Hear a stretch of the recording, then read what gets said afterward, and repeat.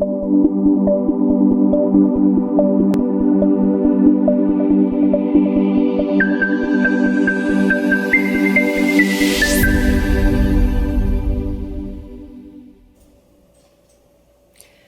pessoal! Nesse bloco vamos tratar sobre os direitos de liberdade e, inaugurando o direito de liberdade, falaremos aqui na famosa liberdade de expressão. Então vamos lá observar o que diz a nossa Constituição sobre isso, né? Liberdade de pensamento, liberdade de manifestação. É livre a manifestação do pensamento, sendo vedado o anonimato. Atenção aqui para essa parte final. Isso é bastante cobrado em prova, vedação ao anonimato. Então, primeiro, a Constituição nos garante a liberdade de manifestação do pensamento, ou seja, você tem o direito de expressar suas ideias, a sua opinião, enfim, e não ter nenhum tipo de censura em relação a isso. Mas veja, primeiro ponto, a Constituição determina que é vedado o anonimato. Por quê? Vamos raciocinar o seguinte: se eu tenho a liberdade de manifestar o meu pensamento, eu posso manifestar pensamentos de diversos temas, e enfim, diversas ênfases, e eu posso, obviamente, exagerar nessa manifestação do pensamento e acabar ofendendo bens jurídicos alheios. Ou seja, ofender pessoas, ofender o direito de outras pessoas. Para isso, é necessário que haja uma identificação. Eu posso exercer o meu direito, mas eu posso exercer o meu direito e muitas vezes acaba acontecendo do exercício do direito ser abusivo. Então, eu exagero, eu extrapolo o limite. E aí, eu acabo ofendendo e atingindo bens jurídicos de outras pessoas. E se isso acontecer, é necessário uma responsabilização. Por isso, a Constituição determina a vedação ao anonimato. Eu vou me expressar, eu vou dar minha opinião, mas eu tenho que ir com a minha identificação. Vedado o anonimato. Para que eu possa, caso ocorra um abuso no exercício da liberdade de manifestação do pensamento, eu tenha a possibilidade de responsabilização.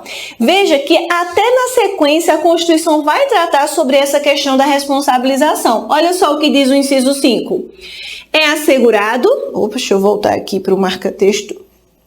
É assegurado o direito de resposta proporcional ao agravo. Além do direito de resposta, nós vamos ter o direito à indenização por dano material, moral ou à imagem. Ou seja, a Constituição está assegurando aqui o direito de resposta, mais o direito à indenização. Certo?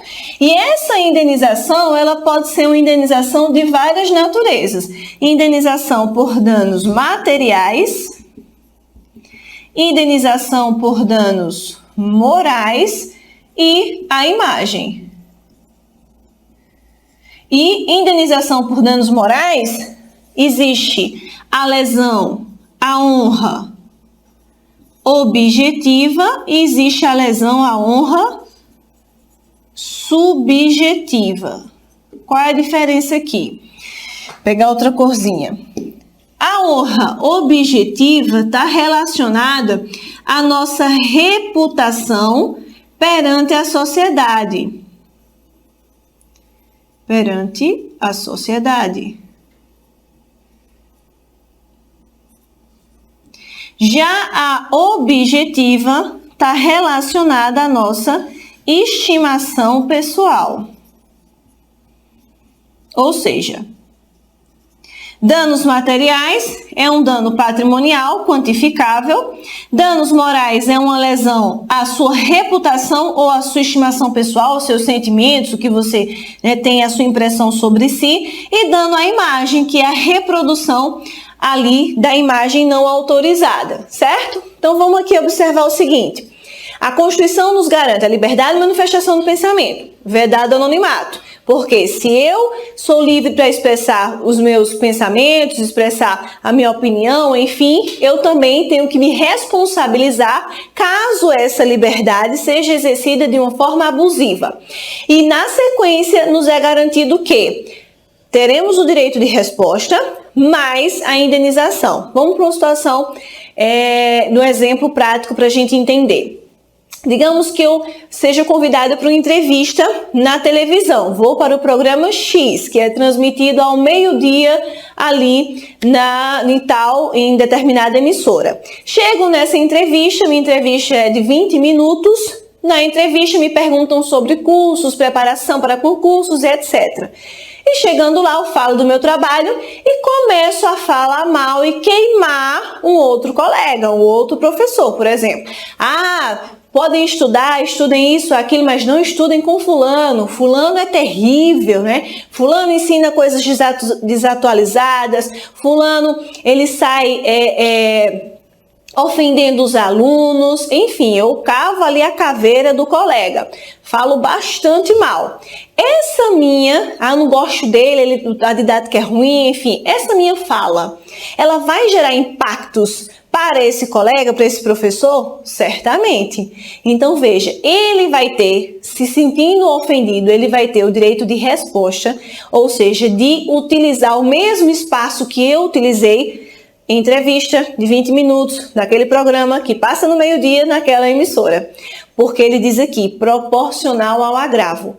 Proporcional ao agravo não é você retaliar de volta. Fulano me xingou, vou xingar de volta. Não. Proporcional ao agravo é você ter o mesmo espaço que aquela pessoa utilizou para que você exerça o direito de resposta. Então, esse professor vai ter o direito de ir lá, no mesmo espaço, responder, dizer, não, minha metodologia é assim, não é dessa forma, nunca tive problema com o aluno, não respondo processo na justiça. Enfim, ele vai exercer o seu direito de resposta, no mesmo espaço que eu havia utilizado para ofendê-lo. E o que pode gerar de indenização aqui? Voltando para a questão do inciso 5, que é resposta mais indenização. E as espécies de indenização. Gente, indenização material é indenização patrimonial. Ele pode sofrer danos patrimoniais por conta disso? Sim. Imagine que ele tivesse acabado de vender um curso e inúmeros alunos cancelaram a matrícula por conta da minha fala, por conta da minha entrevista. Ele teve um prejuízo financeiro, teve um prejuízo material. Segundo, danos morais. A sua reputação foi ofendida perante a sociedade? Sim, foi ofendida. E existe aí a possibilidade de ter também a lesão à honra subjetiva, dele ter ficado magoado. Eu falei mal, disse que ele era arrogante, que era assim, assado, e ele se sentiu ofendido. Então, houve lesão à sua honra objetiva, subjetiva, danos morais. Certo? Então, um não exclui o outro. Eu posso exercer o direito de resposta e, além disso, a indenização. Por que eu estou enfatizando essa questão? Porque nas provas, as bancas adoram colocar que é ou um ou outro. Ou você exerce o direito de resposta ou você exerce ali o direito à indenização. Quando, na verdade, é cumulativo. Eu tenho o direito de resposta e também eu vou ter o direito à indenização, certo? Só que aí depende do tipo de indenização da ocorrência do dano. Nesse exemplo que eu citei, tivemos danos materiais, danos morais e etc. Então, nesse caso, cuidado com a forma como está escrita na sua questão. Direito de resposta ou direito à indenização. Direito de resposta e, além disso, direito à indenização.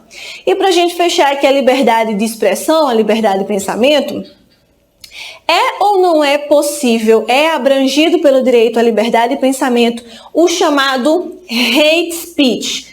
O que é hate speech? É o famoso discurso de ódio.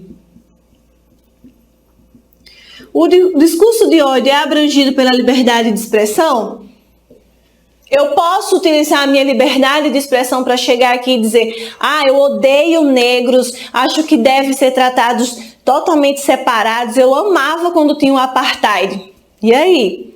Eu posso fazer isso, esse tipo de manifestação do pensamento e não ter nenhum tipo de restrição ou não ter nenhum tipo de consequência? Ou eu posso chegar a incentivar o ódio, discriminação a nordestinos, sulistas, enfim, não me misturo com paulista. Não me misturo, porque aquela galera ali é foda, não dá, é um pessoal muito mimimi, não sei o que, tem que morrer mesmo, tem que ficar lá e a gente fica aqui no Nordeste. Esse tipo de fala, esse tipo de discurso é abrangido pela liberdade de manifestação do pensamento? Eu não concordo, eu não acho legal, não gosto desse tipo de gente, então pronto, vou falar isso.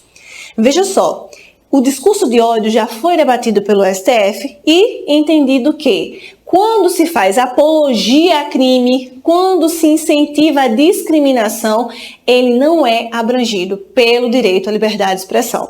Então, essas falas que eu dei de exemplo aqui, elas não são abrangidas pela liberdade de expressão. Ou seja, eu estou abusando, eu estou incentivando o ódio, o discurso de ódio. Vamos matar todos os nordestinos, vamos matar todos os negros, vamos matar todos os deficientes, que não presta, ninguém presta. Isso é um discurso de ódio não abrangido pela liberdade de expressão, certo? Então, muito cuidado em relação a isso. É livre para falar o que quiser, mas é minha opinião, sim. Mas você pode também praticar diversos ilícitos penais através da fala, né? Simplesmente do ato de verbalizar determinadas frases, né? Determinados conceitos, determinadas opiniões. Tudo bem? Então, por isso que, novamente, enfatiza a vedação ao anonimato. Eu preciso responsabilizar essa pessoa que disse isso, que incentivou o ódio, que incentivou a discriminação, que incentivou ali a prática de outras condutas ilícitas, né? Então, cuidado aí. Hate speech, discurso de ódio, não é abrangido, não está ali legitimado pelo direito à liberdade de expressão. Perfeito? Vamos seguir aqui. Liberdade agora de consciência.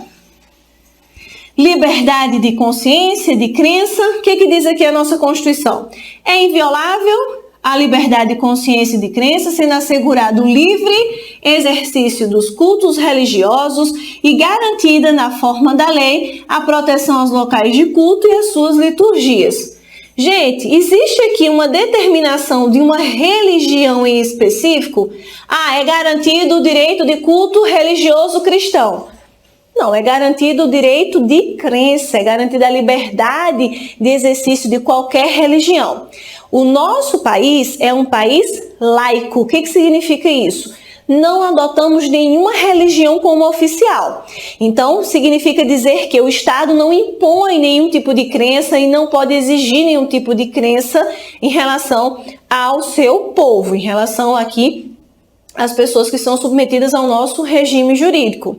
Dessa forma, quando eu afirmo que o Estado é laico, eu permito a prática de qualquer religião, inclusive de nenhuma, não se professa nenhuma fé de forma oficial e é garantido o livre exercício dos cultos e das suas liturgias, né, que são as práticas decorrentes daquelas religiões. Então, pode ter, é protegido aqui, né, quando ele fala local de culto, é protegido terreiros, é protegido sinagogas, é protegido as igrejas, certo? Inclusive, para garantir o livre exercício das crenças e de religião, nós temos a isenção de impostos em relação aos locais de culto, certo? Então, cuidado. Nós temos muitas expressões relacionadas no Brasil, né, relacionadas a uma religião em específico, a religião cristã. Temos datas comemorativas que são religiosas, né, feriados religiosos. Temos a menção a Deus no preâmbulo da nossa Constituição. Temos a menção a Deus nas cédulas, mas isso não significa que o Estado brasileiro professa uma crença e que seja a crença oficial. Não. Foi entendido pelo STF que trata-se apenas de uma expressão cultural, tá? A existência de crucifixos em repartições públicas também não viola a Constituição. Então, a existência de feriados religiosos, a existência de crucifixos em repartições públicas não ofende a Constituição, não ofende este direito à liberdade, porque é uma mera expressão cultural. Tu imagina aí retirar todos os feriados religiosos do Brasil. Não sobraria nada, né, praticamente, mas brincadeiras à parte, foi compreendido como expressão cultural, permanece no nosso calendário, mas não viola a laicidade do Estado, tá? Então, o Estado é laico, não confessional. Segundo ponto aqui em relação à liberdade de consciência. É assegurado nos termos da lei a prestação de assistência religiosa tanto em locais de internação civil, como militares. Destaca aqui o militar porque geralmente nas provas a galera gosta de excluir. Então diz que a prestação de assistência religiosa vai ser apenas em entidades civis de internação coletiva. Quando na verdade nós vamos ter essa garantia tanto para locais de internação civis como militares, são hospitais, presídios, e é garantido de todo e qualquer assistência religiosa, toda e qualquer religião. O bandista, católico, cristão, enfim, qualquer religião, certo? E o terceiro ponto, esse aqui é bastante cobrado em prova: ninguém será privado de seus direitos por motivo de crença religiosa, convicção filosófica ou política. Essa aqui é a regra, tá? Salvo se as invocar para se eximir de obrigação legal a todos imposta ou se recusar a cumprir uma prestação alternativa. Galera, aqui é o que a gente chama de escusa de consciência, certo? Significa que eu vou utilizar a minha crença como uma desculpa para não cumprir uma obrigação legal imposta a todos.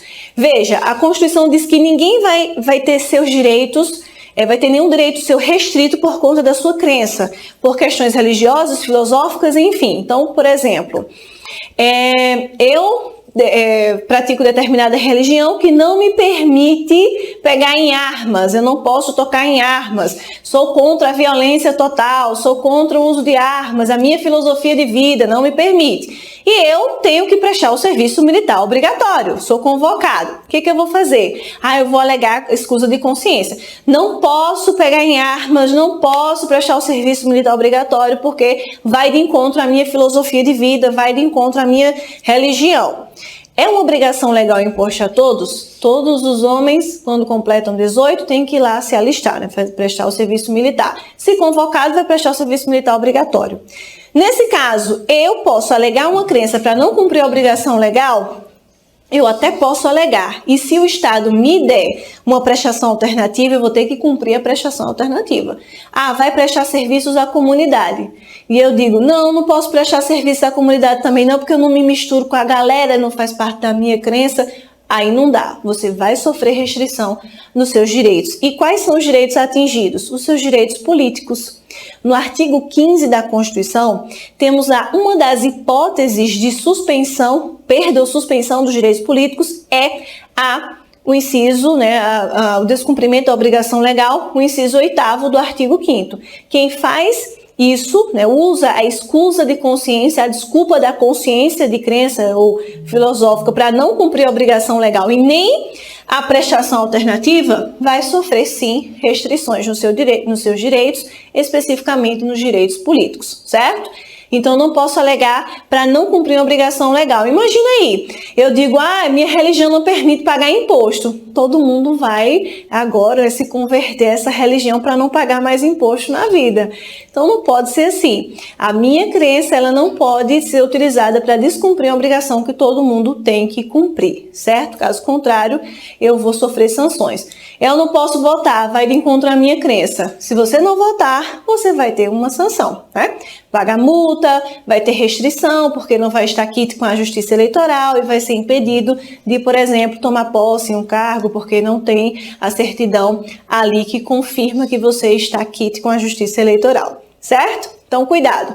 Ninguém vai ser impedido de exercer o seu direito por crença. Você não vai ser impedido de se inscrever no concurso público porque você votou em fulano ou beltrano. Você não vai ser impedido de ser atendido no hospital público porque você é ateu. Então, nada disso é uma justificativa, O fato de você ser de determinada crença ou de professar determinada religião ou crença, você não vai ser impedido de exercer um direito seu. É isso que é dito nessa primeira parte aqui, E a segunda parte é que você não pode alegar a sua consciência para sair descumprindo a obrigação que é para todos imposta. Tá certo? E para a gente fechar esse bloco, vamos falar aqui sobre a liberdade de expressão de atividade intelectual, artística, científica, de comunicação, que na Constituição aqui, é livre, independentemente de censura ou licença. O que mais cai em prova aqui, gente? Essa parte final, independentemente de censura ou licença. Então, o que acontece? Eu sou livre para exercer, por exemplo, uma atividade intelectual. Vou produzir um artigo científico, vou aqui fazer uma palestra e eu vou falar sobre temas relacionados à minha profissão. Liberdade artística, vocês veem muito aí o pessoal, os humoristas têm a liberdade artística. Vou criar uma peça, vou fazer aqui uma novela, vou retratar algo da vida real. Então, essa liberdade artística é a liberdade também protegida aqui dentro do inciso 9º. Liberdade científica, produção científica, acadêmica, artigos, livros, enfim, comunicação e tudo isso independentemente de censura. Cuidado, não confunda censura com a questão lá da faixa etária indicativa, né?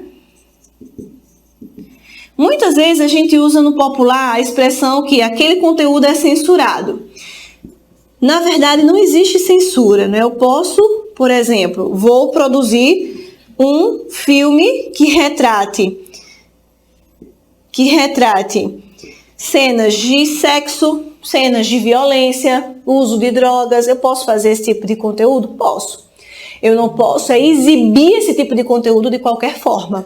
Eu posso fazer uma peça teatral que as pessoas estão nuas? A gente já teve casos assim, né, que foi bem repercutido no Brasil. Várias pessoas nuas explorando ali o seu corpo. Não, expressão artística, tudo bem. Mas eu não posso exibi-las de qualquer maneira. Então, não é censura. Isso é a faixa etária indicativa, é o controle, a regulamentação tem que existir, né? O controle, no caso da divulgação, né? Do acesso a esse tipo de conteúdo, porque crianças e adolescentes não podem ter acesso a qualquer tipo de assunto, de conteúdo. Tanto é que o próprio ECA, o Estatuto da Criança e do Adolescente, traz alguns dispositivos que orientam a forma como deve ser comercializada revistas pornográficas, conteúdos pornográficos, né, filmes com embalagens que não sejam de fácil, né, identificação, etc. Então, isso faz parte da regulamentação, não se trata de uma censura. Você pode produzir o conteúdo? Pode, mas você pode exibi-lo de qualquer forma? Não, certo? Então, cuidado, independentemente de censura ou licença, eu vou pedir uma autorização do Estado para poder realizar aqui a minha palestra, para falar mal, né? Eu vou falar mal entre aspas, para poder criticar, melhor dizendo, para criticar um determinado ato político, um ato do governo. Então, a minha liberdade científica, a minha liberdade de comunicação, certo? Agora, cuidado, novamente, nenhum direito é absoluto. Eu não posso usar esse direito e afirmar que dentro da minha liberdade artística, eu posso tudo. Dentro da minha liberdade científica, eu posso tudo. Cuidado, esse limiar entre o exercício do direito legítimo e a ofensa a outros direitos e o uso abusivo, ele é muito tênue. Então, muitas vezes nós vemos aí humoristas que, exercendo a sua liberdade artística, são processados e são condenados a indenizar algumas pessoas em razão de falas, né, de piadas que fazem com determinados casos ou determinadas pessoas, que extrapola a liberdade artística. Até porque eu não posso me blindar, me utilizar de um direito para ofender outras pessoas e para praticar condutas ilícitas. Aonde eu vou encontrar esse limite? Só o juiz é que vai definir. E para a prova, o que você precisa saber? Que independe de censura ou licença a produção desses conteúdos, porque está relacionada à minha liberdade científica, artística, de comunicação, enfim. Mas que eu não posso, novamente, utilizar de forma abusiva. Perfeito? Então, vamos fechar aqui esse bloco com esse tema. No próximo, seguimos tratando das inviolabilidades. Vamos falar da inviolabilidade da privacidade, da intimidade, inviolabilidade do domicílio, que é um tema muito importante, e as demais inviolabilidades. Aguardo vocês no próximo bloco.